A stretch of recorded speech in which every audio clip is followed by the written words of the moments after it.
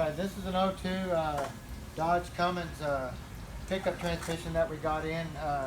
Killing the motor when you put it in the gear. You put it in reverse, it'll just slowly start bringing on the converter clutch and the torque converter right here and killing the motor. Just basically the same thing as letting the clutch out on a standard, it would kill the motor. So the warmer it got, the worse it got. We're going to take this thing apart, look at it. These things are bad also about part. After a little while they'll get worn inside, you can't get them out of part. To get this, we modify this back when we rebuild them to make them pull back out of park easy. Here's your output speed sensor that's in the four-wheel drive part of the transmission right here. Get this off. Put it in there and see what we got. Bolts out of it. Take it, pull this apart.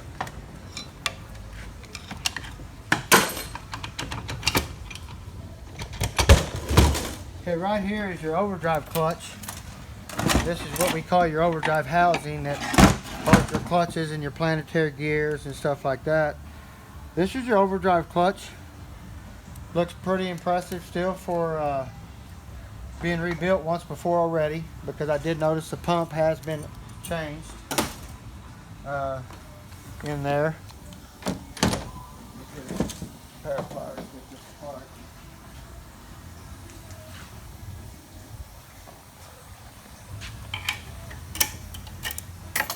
All these trains got so many snap rings and stuff in them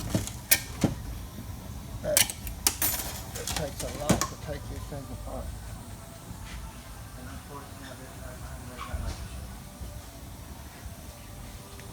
This is only his third one today, no big deal.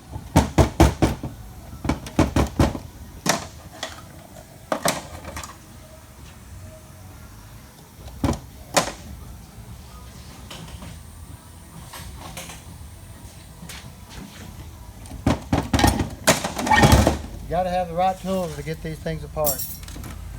But right now there's another clutch in here called your engine brake clutch for your direct, and your overdrive planets in here. There's about a 300-pound spring in here that I'd have to put in the vise over there and take apart to see that. I'm not going to take that apart right this moment. See what this stuff looks like. We'll pull this overdrive piston out, look at the seals and stuff on there, see if they're cut, anything like that. Looks pretty good. We'll take this thing apart. Got me a 3/8 socket. Got a long. Are you looking for a chrome? That don't matter.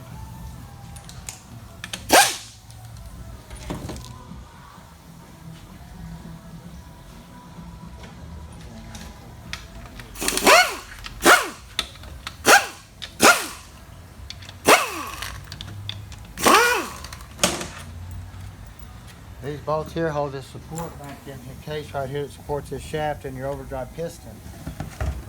Take the rest of this apart. This is your second gear band adjustment right here.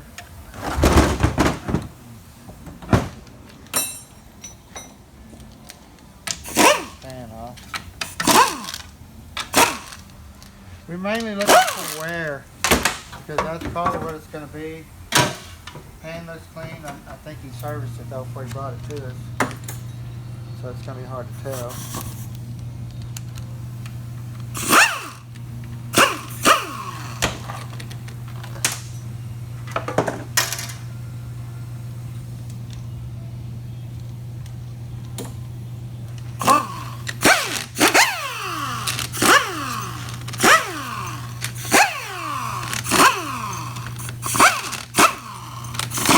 This is basically the valve body, what you're looking at. This is basically not so much the brain, the computer's the brain. But the computer monitors these sensors here, tells the vehicle how fast it's going. Also with your speed sensor on the back here. And they combine information, and then they shift the tranny as it's going down the road, so forth.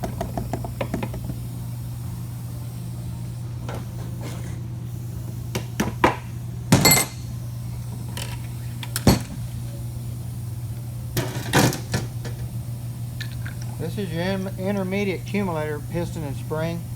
This spring softens the shift basically, so when this band comes on, it pushes on this piston, smashes this spring down to soften this apply on this band. If this spring wasn't there, this piston was just blocked where it wouldn't move, this band would come on really hard and you'd think that you got hit in the rear or something.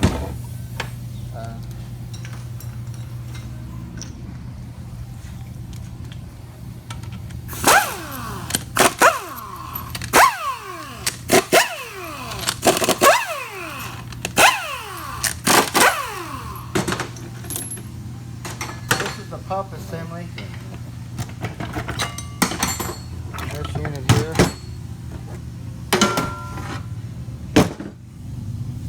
Look at it real quick, see?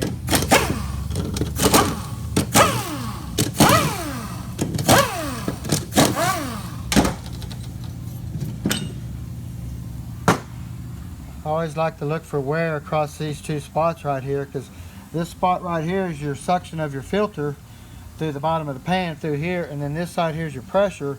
So if it ever gets wear right here, it'll cross from suction to pressure and your pump's lousy. It will not work. That's why if you get a lot of wear in here too, you'll get the same thing, because this stuff just sets on there like this and paddles. See, like that. So if you get wear here, it's the same thing as having wear here, so you really want to check that really close. Same way. These pump bushings have a bad habit of sliding forward against the seal right here and leaking out fluid right here. That's why you stake these bushings in right here and here to keep that bushing from moving forward against that seal. This right here is what we call your second gear drum. Even though it's got your third gear clutches inside, we call it your second gear drum. This is your second gear band that goes around it, that clamps on it when it comes on. It stops that drum from spinning like that. And then we have your third gear clutch on the inside. This is a true diesel. They always have about 4 clutches in them. The V8 gasoline vehicles have 4 clutches in them. If it was a 48 RE tranny, it would have 5 no matter what. They don't mess around. They upgraded the tranny a bunch on the Planetaries and the clutches. But we physically, when we go back in here, we will add another clutch and steel. We can take this plate out right here and we add a thinner plate and add another clutch, so we can upgrade it to a 48 RE style transmission and get that done.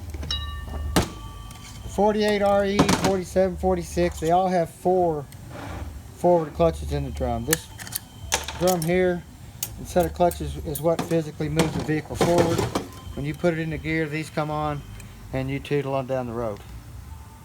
So them are looking pretty good. This here is a diesel for one.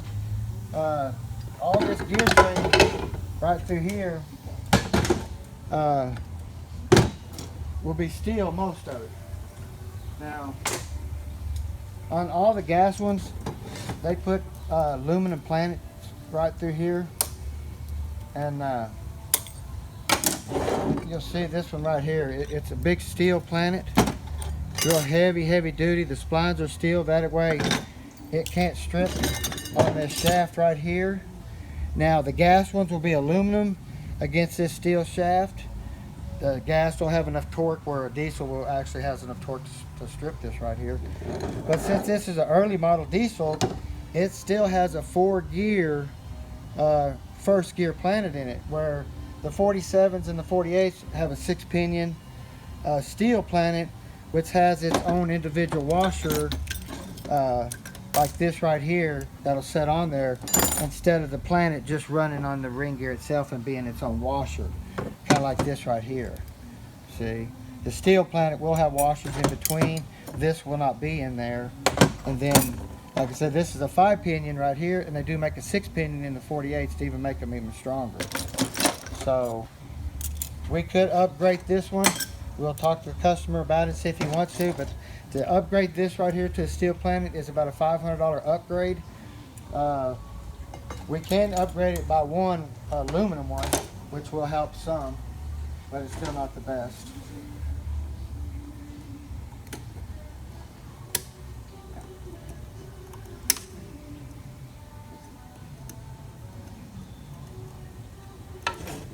Some of these snap rings are pretty tough to get out.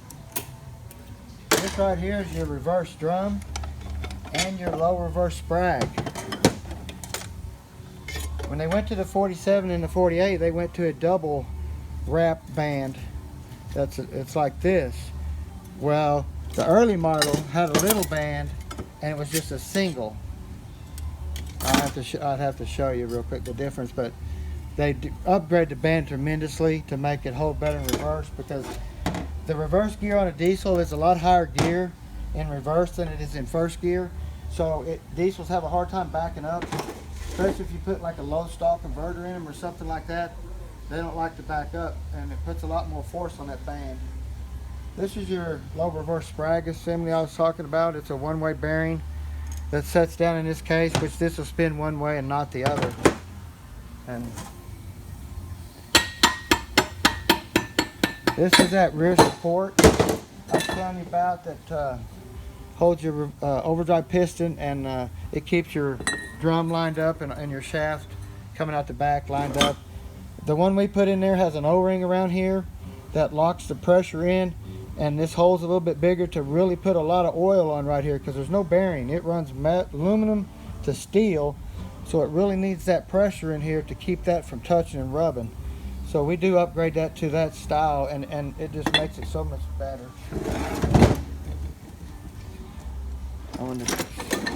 Also, I didn't tell you, but this is your low reverse band apply piston.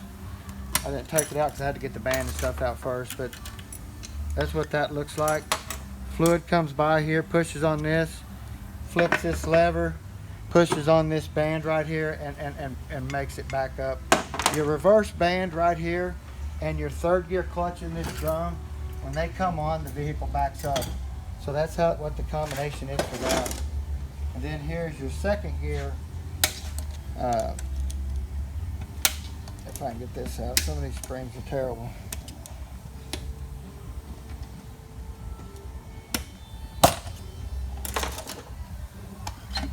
And this here is what your second gear apply pin and stuff is. It moves this lever right here, comes over, pushes on this band around this drum right here, like that, and that's your second gear. So you got your second gear come on, your second gear comes off, your third gear comes on, you're choosing down the road, your third gear comes off, your overdrive clutch comes on back here in the back of the case, and then you also have a lockup that locks your torque converter up going down the road.